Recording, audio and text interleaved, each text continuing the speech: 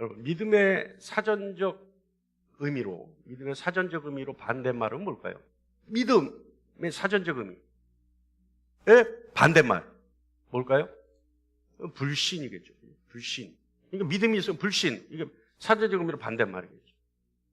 자, 믿음이라고 하는 그 단어의 신앙적 의미의 반대말은 뭘까요? 문화상품권 드립니다. 믿음이라고 하는 그 단어의 사전적 의미의 반대말. 이제 막 보도 돼요. 하나 당첨되면 문화상품권 나갈 수 있습니다. 에이, 참, 조금 전에 사전적 의미가 불신이라 그랬는데 또 불신앙은 뭐야? 거저 먹으려고 그러면 안 돼요. 뭔가 다른 단어를 얘기해줘. 아니, 뭐, 다른 단어나 뭐 어떤 뭐 정의 이런 걸 얘기해도 돼요. 예? 의심이나 불신이나.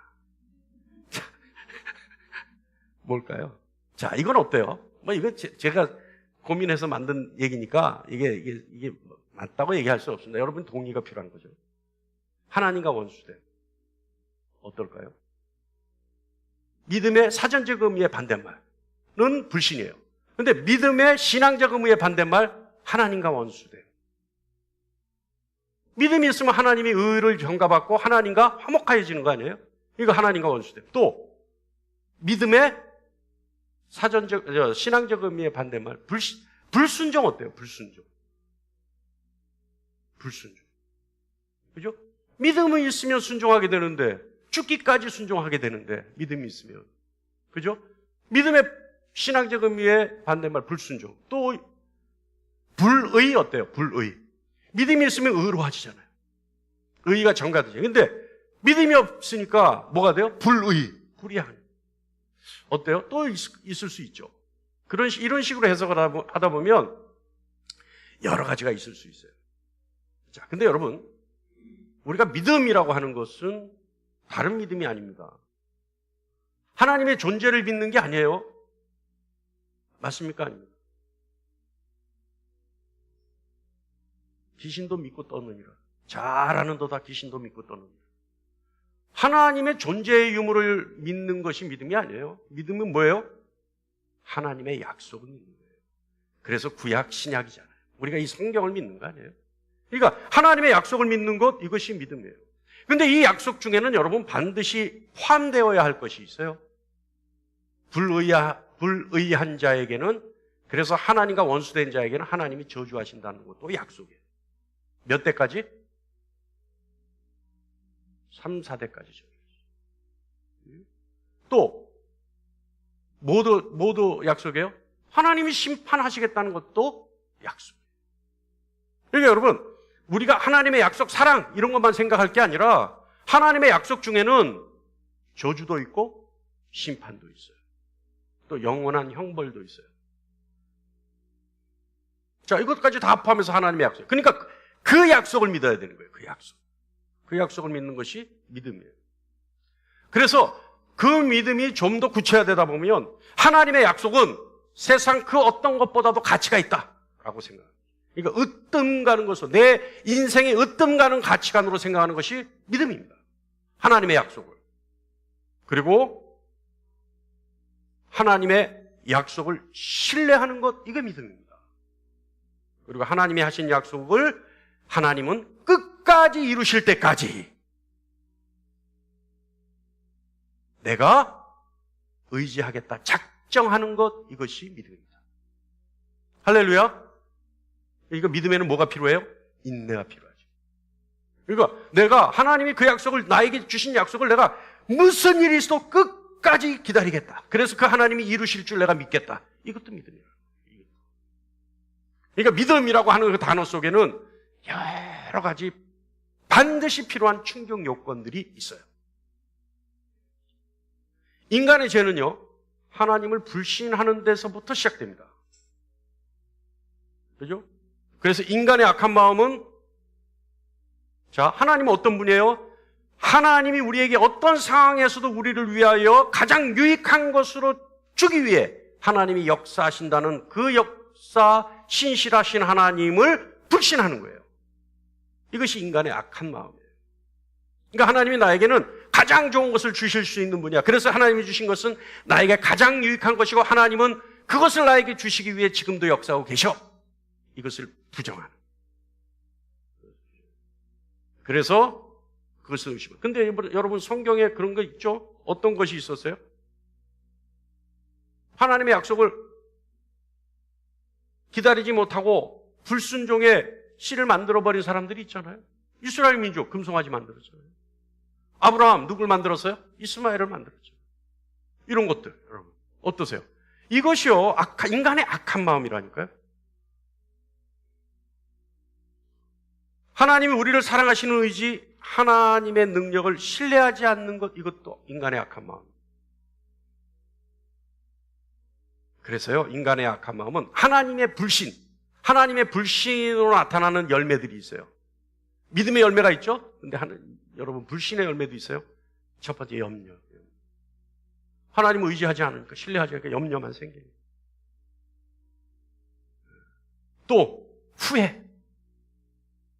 하나님을 믿고 하나님의 이끌림에 따라가지 않으니까 후회만 생기는 거예요. 온 길이 왜요? 뺑글뺑글 돌아서 오니까 그 후회만 생기죠.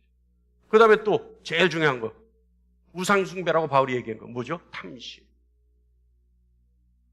하나님을 의지하니까 자꾸 가지려고 하는, 하나님이 그때 공급해 주실 거라는 믿음이 없으니까 온통 쌓아놓기만 하려고 하는. 그 다음에 질투.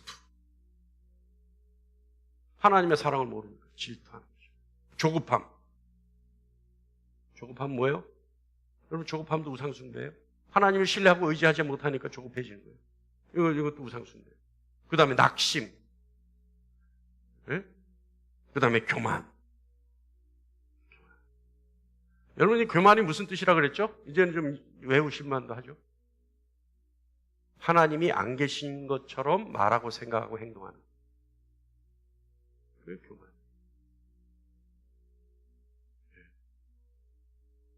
이런 감정의 상태, 이런 마음의 상태, 이거 다요 하나님을 불신하는 데서부터 오는 겁니다. 그러니까 나에게 염려가 있고 후회가 있고 탐심이 있고 질투가 있고 조급함이 있고 낙심이 있고 교만이 있다면 난 아직도 하나님을 100% 신뢰하지 못하고 있구나. 아니, 신뢰가 아니라 불신하고 있구나. 이렇게 알아야 되죠. 갑자기 다들 또 죄인된 얼굴 표정. 하여가 우리 아멘교회 성도님들은 정말 탤런트적인 기질들이 있어. 바로. 자, 여러분. 바울은 이런 얘기를 해요. 디모데전서 6장 10절에 돈을 사랑함이 일만하게 뿌리가 되나니 라고 얘기해요. 들어보셨죠? 그러면 이게 돈을 사랑하지 말라는 얘기예요? 돈을 사랑하면 무조건 죄 되는 거예요? 자, 이게 왜 죄가 되는지 알아야 될까요? 단순하게, 아니, 저도 돈을 사랑하고 예수님도 돈을 사랑했는지 어쩐지 모르지만 돈깨를 만들어서 모았어요, 돈을. 그래요, 안 그래요? 모았어요, 안 모았어요? 모았어요, 안 모았어요? 예? 유다가 돈깨를 맡은 자였어요. 예? 그게 죄냐고? 그거 아니란 말이에요. 그런데 돈에 우선적인 가치를 두는 거, 이게 문제가 있다, 이 얘기죠. 그건 뭐냐? 이게 어떤 의미냐? 문자적으로 돈은 물질이죠. 또 광의로 해석하면 물질이에요. 근데 이게 영적 해석을 해보죠. 돈, 물질. 이건 누가 만든 거죠? 인간이 만든 겁니다. 인간이 만들어낸 거죠. 그래서 이거는 인간이 만들어낸 인간의 것이에요. 다시 말하면 이것은요, 인간적인 자원이에요, 이 자원은. 그죠? 그러면 돈은 사람에게서 얻을 수 있는 대표적인 상징이 되는 게 돈입니다. 그러니까 인간적 자원이고 사람에게서 얻을 수 있는, 자연에서 얻을 수 없는 거예요. 사람에게서 얻을 수 있는 대표적인 상징물, 이것이 돈입니다. 바울이 말하는 돈을 사랑한다는 것이고 그것이 일만하게 뿌리가 된다고 말하죠. 돈을 사랑한다는 것은요, 인간이 줄 수 있는 인간적 자원에 마음이 빼앗겨 있다는 것을 말하는 겁니다. 이해하세요? 돈을 사랑한다는 것은 인간적 인간적 자원의 마음이 뺏겨 있다. 그러니까 인간이 만들어줄 수 있는 것에 마음이 뺏겨 있다라고 하는 것을 얘기한다는 거예요. 그럼 이게 불신앙이에요? 신앙이에요? 예? 그러니까 하나님의 약속을 최우선의 가치로 보는 게 아니잖아요. 인간에게서 뭔가 얻을 수 있다고 마음이 온통 뺏겨버린 상태가 돈을 사랑한다는 거죠. 이건 무슨 말이냐면 인간적 자원인 돈을 신뢰한다는 말과 같아요. 돈이 나의 필요한 모든 것들을 충족시켜 줄 수 있다는 것과 같은 말입니다. 그래서 돈이 만병통치하게 해요. 맞아요, 맞아요. 돈 없으면 몸이 아파요. 네? 참 안타까워요. 근데 진짜 안타까워요. 어떤 면에서는 제가 돈이 좀 많아야 돼요. 왜 그렇게 돈이 없는 사람은 아픈 데도 많고 돈이 없는 사람은 지질이 하는 것마다 안 되고 돈 없는 사람은 어쩌면 그렇게 우리가 생각하는 불행한 삶을 사는 돈 없는 사람은 어쩌면 부모가 다 집 나가고 할머니하고만 사는 왜 그런지 모르겠어요. 그런 사람들 다 좀 도와줘야 될 것 같은데 그래서 그렇게 생각한다면 어떻게 해요? 돈이 만병통치하게. 그렇기 때문에 돈에 대한 사랑, 돈에 대한 믿음의 속내는 하나님의 약속에 대한 불신, 이것이 자리 잡고 있어요. 그래서 돈의 노예가 되죠. 그래서 채워도 항상 목마른 게 은혜가 아니라 돈이에요. 그래서 주님 말씀하시잖아요. 마태복음 6장 24절 다 같이 한번 볼게요. 시작. 한 사람이 두 주인을 섬기지 못할 것이니 혹 이를 미워하고 저를 사랑하거나 혹 이를 중히 여기고 저를 경히 여김이라. 너희가 하나님과 재물을 겸하여 섬기지 못하느니라. 말씀하시는 거예요.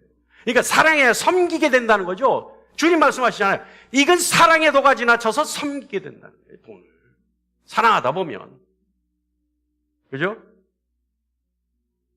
다시 말합니다. 돈에 대한 사랑. 그 돈에 대한 믿음 이면에는 하나님의 약속에 대한 불신이 자리 잡고 있어요.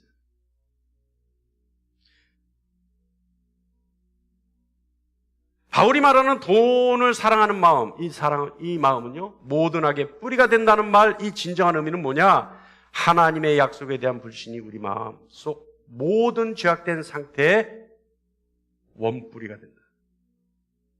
하나님 불신하는 데서 돈을 사랑하는 거잖아요. 자, 여러분, 우리 다시 한 2, 3주 걸쳐서 계속 우리가 함께, 로마서 들어오면서 우리가 바울의 얘기를 계속 전하면서 하나 딱 굳어진 말씀 하나가 있어요. 뭐냐? 하나님이 인간을 창조하신 목적이 뭐예요? 할렐루야. 야, 역시 반복교육이 이게 맞다니까. 하나님의 영광이죠. 그러니까 인간의 창조의 목적이 의무가 뭐냐? 하나님을 영화롭게 하는 거잖아요. 하나님이 인간을 창조하신 건 하나님의 영광을 위하여. 자, 여러분, 아브라함은요 100세 나이에 또 사라는 평생 불임으로 살았음에도 불구하고 하나님이 아들을 주시겠다고 약속하니까 믿었어요. 다시 말하면 하나님이 그 약속에 반응한 아브라함의 반응이 뭐예요? 하나님을 영화롭게 한 거예요. 그런데 하나님을 영화롭게 하자 하나님은 어떻게 반응하셨어요? 아브라함을 의롭다 하셨어요. 그죠? 자, 잘 들으세요, 이제. 저는 장로교 목사인데 칼빈주의자가 아닐 것 같아요. 루터주의자 같아요. 그래서 마틴 루터가 하는 얘기들 중에 좋은 얘기들이 많아요. 칼빈 얘기는 좀 그렇고. 근데 마틴 루터가 뭐라고 얘기했냐면, 한번 들어보세요. 믿음은 하나님을 진실하고 믿을 만한 분으로 여김으로 가장 공손하고 가장 높은 존중으로 신뢰하며 하나님을 높인다. 우리가 신뢰하는 그분을 진실함과 의로 높이는 것만큼 하나님을 영화롭게 하는 일은 없다. 그러니까 하나님을 신뢰하는 것이 하나님을 영화롭게 한다는 거예요. 반대로 한 인간이 보일 수 있는 가장 큰 하나님을 경멸하는 것은 불신함으로써 그가 거짓되고 악하며 의심스러운 분으로 여기는 것만한 것이 없다.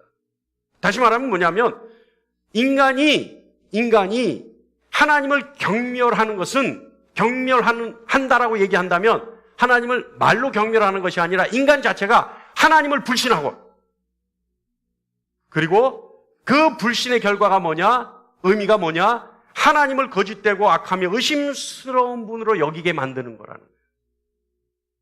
그것이 곧 하나님을 경멸하는 것과 같다는 거죠. 그러니까 다시 말하면 루터가 얘기하는 건 하나님 불신하는 것은 하나님을 경멸하는 거예요.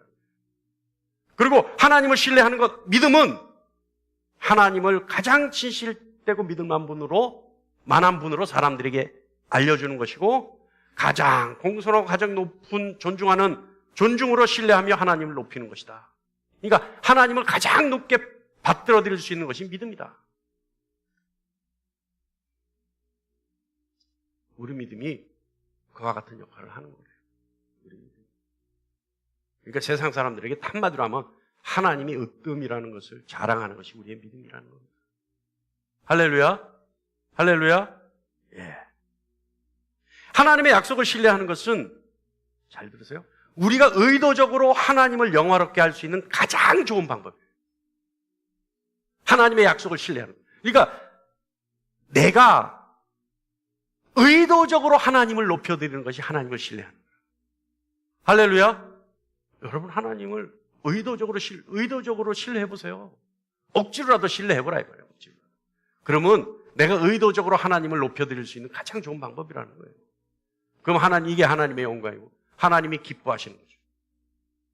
우리가 하나님을 믿을 때 믿는다는 것은 그것은 하나님은 약속을 실행할 수 있는 능력이 있는 분이고 그분이 반드시 그 일을 하실 것이고 하나님은 그 어떤 일을 하셔도 지혜로운 분이며 이 세상에 다 함께 그 일을 알게 하는 것, 이것이 우리가 하나님의 약속을 믿을 때 나타나는 부수적인 효과들이라는 거죠. 여러분 우리가 하는 모든 일이 하나님을 영화롭게 하는 것이라면 제가 약속합니다. 여러분에게 하나님의 능력이 임할 것입니다. 할렐루야. 내가 하나님의 영광을 위해 이 일을 한다면 그래서 세상이 하나님을 인정하게 하기 위해서 내가 이 일을 행한다면 하나님의 능력이 반드시 임할 거라는 거예요. 내가 구하지 않아서 얻을 수 없는 것도 아니고 내가 정욕에 쓰려고 얻어지는 것도 아니고 오직 하나님을 영화롭게 하기 위해서 내가 그 일을 행한다면 하나님의 능력이. 그래서 그 일이 이루어진다는 거죠. 자, 여러분. 믿음이 하나님의 능력이 임하는 겁니다. 그렇다면 하나님의 능력을 임하지 못하게 하는 건 뭐가 있을까요? 계속 지금 반복하죠? 뭐예요? 불신이에요. 불신. 그래서 기독교인들은 사실은요, 불신과 싸우는 사람. 끊임없이 욕하잖아요. 사단은 끊임없이 나에게 부정적인 생각을 주고 하나님을 불신하게 하고 끊임없이 약속을 못 기다리게 하는 여러 가지 상황들을 연출해내고 세상은 그러잖아요. 이간질 시키고 분리시키고 분열시키고 하잖아요. 그래서 하나님의 능력을 못 가지게 하는 거 아닙니까? 기독교인은요, 하나님의 영광을 위해 노력하는 사람들이죠. 그러니까 불신, 영광. 우리가 가지고 있는 불신과 싸우는 일이 하나님의 능력을 선물로 받기 훨씬 쉬운 일이에요. 그러니까 여러분, 내가 하나님의 영광을 위해서 열심히 살려고 노력하는 것보다 내가 불신과 싸우는 것이 훨씬 더 하나님의 능력이 쉽게 임한다는 거죠. 하나님의 영광을 위해서 산다는 건 너무 막연하잖아요. 어떤 것이 하나님의 영광인지는 모를 거 아니에요. 근데 나에게 있는 불신과 내가 싸우는 것이 그건 구체화되어 있어요. 나에게 내가 어떤 불신이 있는지 내가 너무 잘 알아요. 그래서 그 불신과 싸우는 것이 하나님의 능력이 임하는 훨씬 더 좋은 쉬운 방법이라는 거죠. 할렐루야. 여러분 하나님의 영광을 위해 살아보세요. 그냥 허구한 날 하기 좋은 소리 같잖아요. 그 얘기 목사님이 하면 아이고 저 인간 또 저 소리 하고 있다. 도대체 어떡하란 말이야 날 보고. 이런 생각 들 수 있잖아요. 근데 집사님 속에 있는 하나님을 믿지 못하게 하는 불신이 있다면 그건 구체화되어 있을 거예요. 그건 바로 볼 수 있을 거예요. 그것과 한번 싸워보세요. 그것이 하나님의 능력이 임하는 방법입니다. 할렐루야. 그럼 이제 구체화되잖아. 아, 나에게 어떻게 하면 하나님의 능력이 나에게 임하겠다. 이런 얘기들을 풀어서 하면 한 3시간짜리가 돼요. 이렇게 간단하게 딱딱딱 잘라서 얘기하니까 들으시면 돼요. 자, 좀 전에 얘기했죠?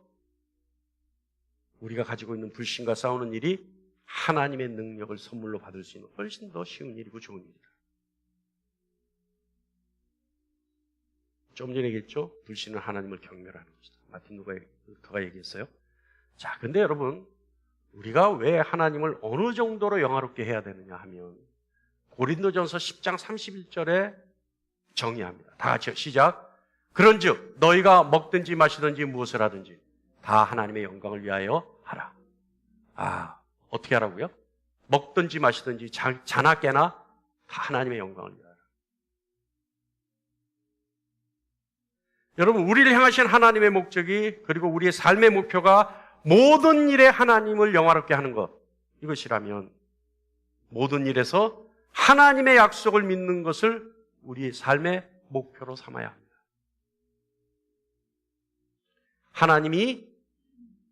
아브라함이 하나님의 약속을 믿었을 때 아브라함은 하나님께 영광을 돌렸다, 성경은 기록하고 있어요. 자, 그렇다면 우리가 하나님께 영광을 돌리기 위한 믿음의 유형은 어떤 유형들이 있을까요? 이런 믿음을 가지면 하나님께 영광이 된다. 이제는 지금까지는 여러분이 손으로 숟가락과 젓가락질을 했다면 이제부터는 숟가락으로 떠먹이는 거예요. 입만 벌리고 있으면 돼요. 첫 번째, 믿음은요, 우리 지난주에 했죠.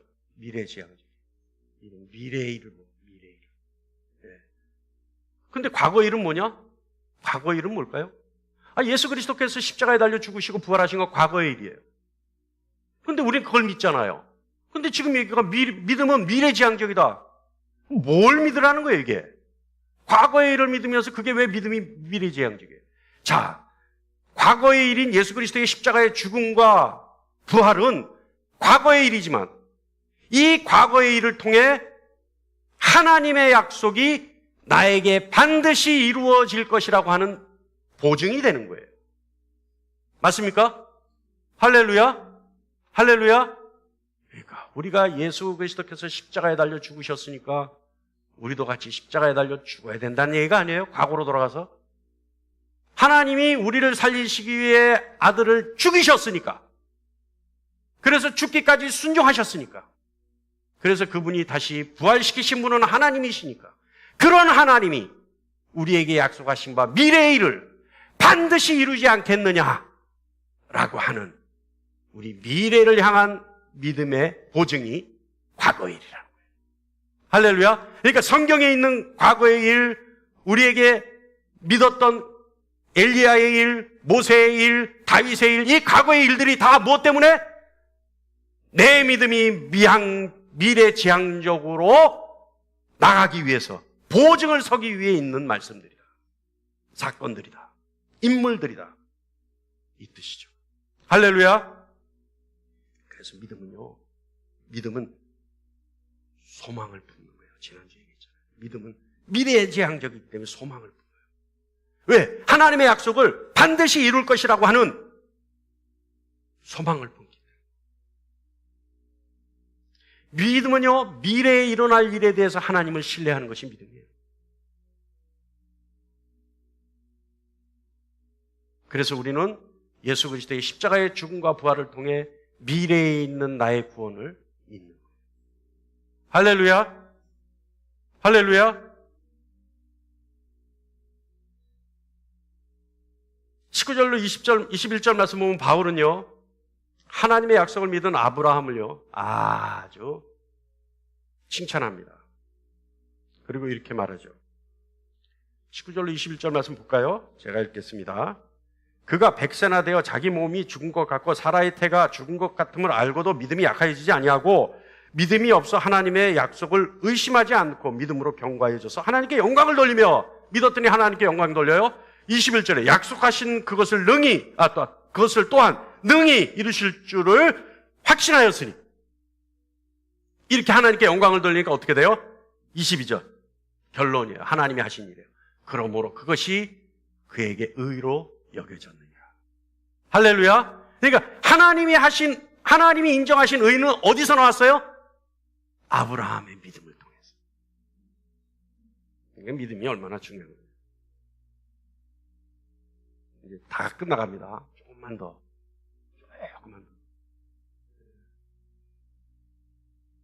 여러분, 아브라함은 어떻게 하나님께 의로 인정을 받았죠?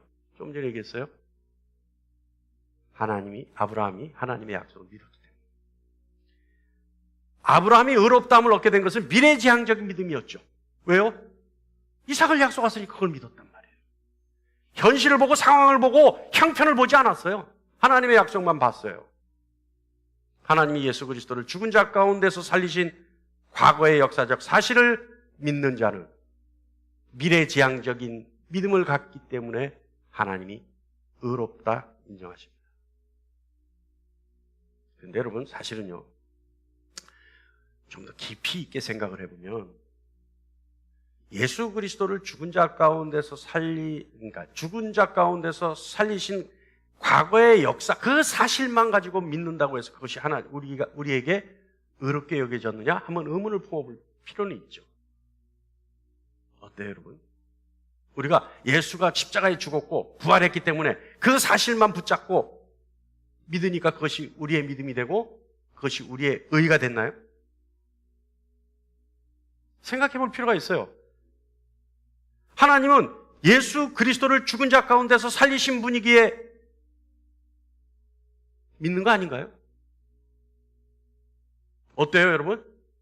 아니, 예수 그리스도의 십자가의 사건과 죽음과 부활, 그 과거의 사건을 가지고 우리가 예수를 믿는 게 아니라 하나님이 예수를 죽은 자 가운데서 살리신 분이기에 그분을 믿는 거 아니냐 이 말이에요. 어때요?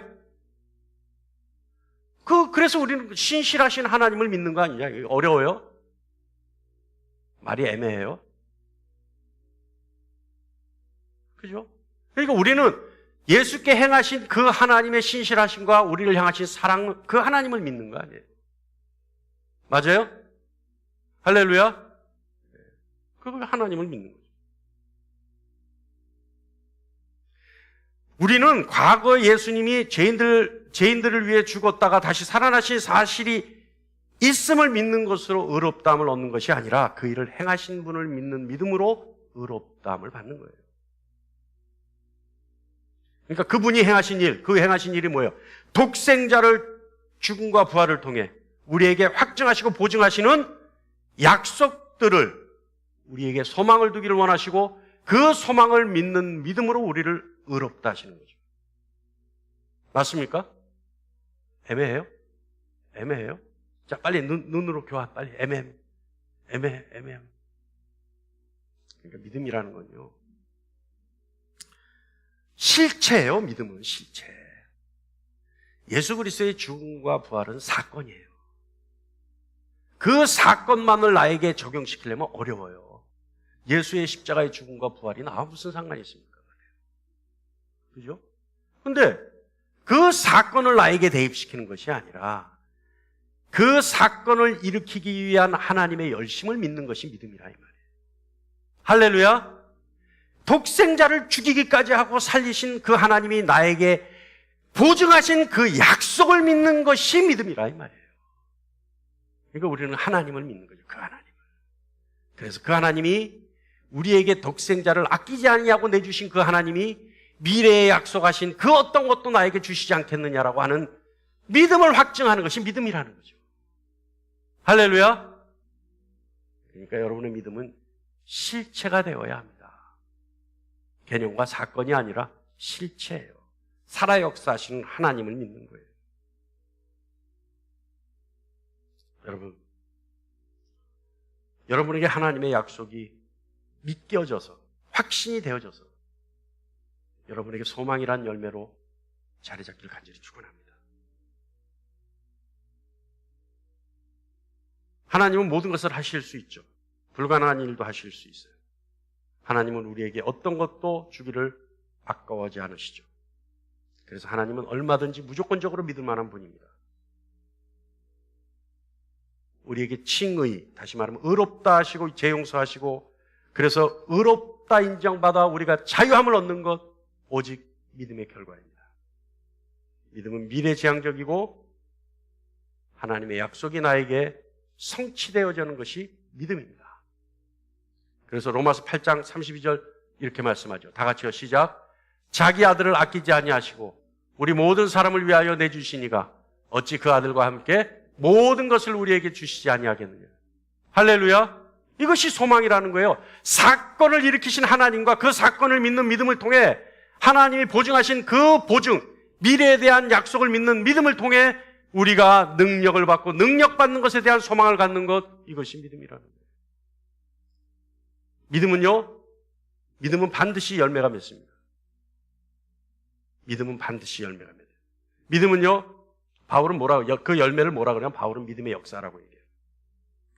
데살로니가전서 1장 3절 말씀 보면 너희의 믿음의 역사와 사랑의 수고와 우리 주 예수 그리스도에 대한 소망의 인내를 우리 하나님 아버지 앞에서 끊임없이 기억함이니. 믿음의 역사, 이게 믿음의 열매예요.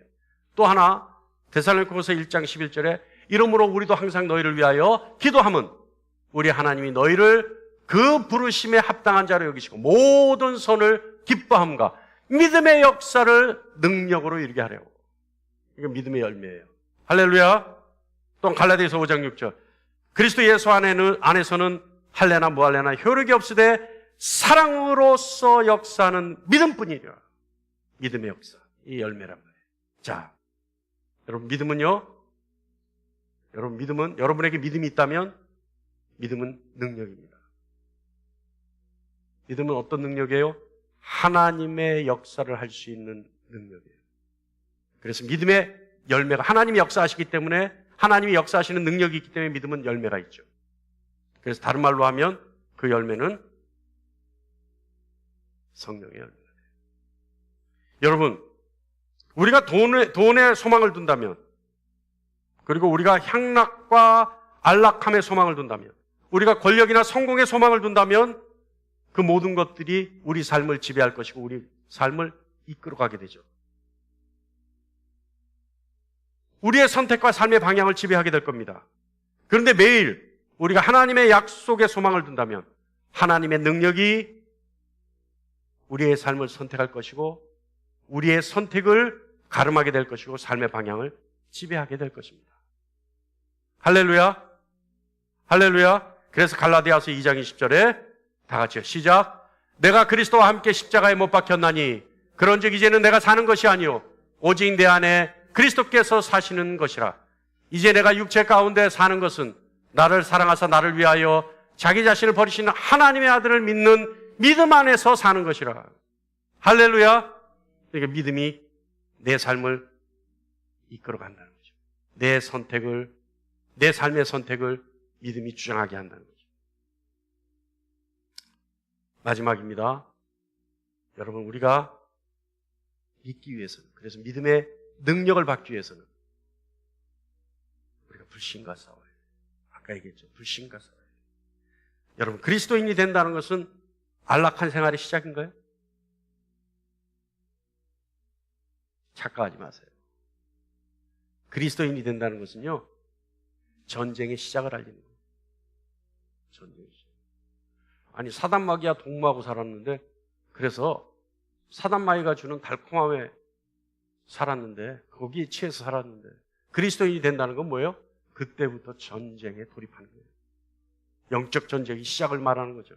그렇기 때문에 고난이 더 있을 수 있고 환난과 역경에 빠질 수 있어요. 그리스도인이 된다는 것은 전쟁의 시작이에요. 그리스도인이 되었을 때 전쟁에 바로 전투에 투입하는 거예요. 그래서 디모데전서 6장 12절에 이렇게 말씀합니다. 믿음의 선한 싸움을 싸우라. 영생을 취하라. 이를 위하여 내가 부르심을 받았다. 어때요? 믿음의 선한 싸움을 싸우기 위해서 부르심을 받았다는 거예요. 여러분, 우리가 믿음과 능력과 영생을 얻기 위해서는 믿음의 선한 싸움을 싸워야 합니다. 믿음의 선한 싸움이란 건 뭐예요? 나에게 있는 불신과 싸우는 거예요. 왜 그래요? 하나님이 우리를 사랑하시기 때문에. 또한 하나님이 우리를 만드신 목적이 거기에 있기 때문에. 그리고 우리의 승리는 보장되어 있기 때문에 두려워하지 말고 피하지 말아야 합니다. 여러분이 가지고 있는 불신과 맹렬히 뜨겁게 전투하는 저와 여러분 되기를 간절히 축원합니다. 할렐루야. 우리 요한일서 5장 4절 다 같이 한번 읽을까요? 시작. 세상을 이기는 승리는 이것이니 우리의 믿음이니라. 할렐루야. 할렐루야. 여기서 끝내야 되는데 하나만 더. 믿음이 뭐라고요? 하나님의 약속을 믿고 그 약속이 반드시 이루어진다는 사실을, 그 약속이 나에게 가장 유익하다고 선하다는 사실을 소망으로 품는 것. 할렐루야. 그랬을 때 여러분에게 능력이 임하는 더 좋은 방법은 뭐다? 내 안에 있는 불신과 맹렬히 싸우는 것. 이것이 하나님의 능력이 임하는 가장 쉬운 방법이다. 오늘 이 말씀이 여러분 10년 가운데 살아 역사되기를 간절히 축원합니다. 그래서 여러분의 삶을 이끌어가고 여러분의 선택에, 삶의 선택에 방향이 제시되기를 간절히 축원합니다.